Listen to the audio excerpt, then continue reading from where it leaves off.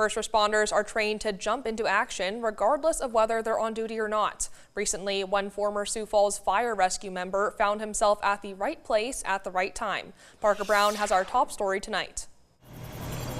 A guy stumbled up to the front of the front door of the bar, and he's saying, "I'm shot, I'm shot."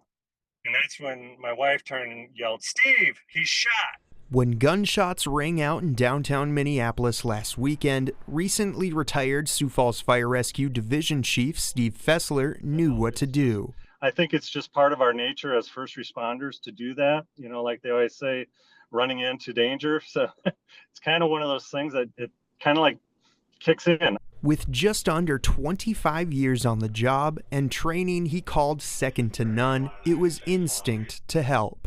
The victim that came into the bar had a wound on his leg. They worked to stop the bleeding with whatever they could find, including a napkin and a shirt, until a cook brought out a tourniquet. You have to get creative when you're sitting there in a situation where all the typical medical supplies that I would have had as a firefighter, there were none there. Sioux Falls Fire Rescue heard about their former coworkers' involvement in performing potentially life-saving measures through a Facebook post. There was some communication amongst our leadership team and just checking in on him, making sure everything was okay. But it was at that point, it was pretty evident he'd been part of something pretty impactful. And obviously we're pretty pleased that he could be there and be somebody that could step in and help out. Once other first responders arrived, Fessler didn't hear much about what condition the wounded man was in, but his action made a difference in keeping him alive. Fessler might not want to take credit for what he did, but the rewarding aspect for any first responder, on the job or in retirement, is doing their part.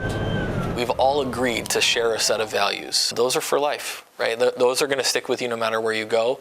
We couldn't be more pleased. It's, to be fair, exactly what we would have expected from Steve. It's who we know him to be. In Sioux Falls, Parker Brown, Dakota News Now.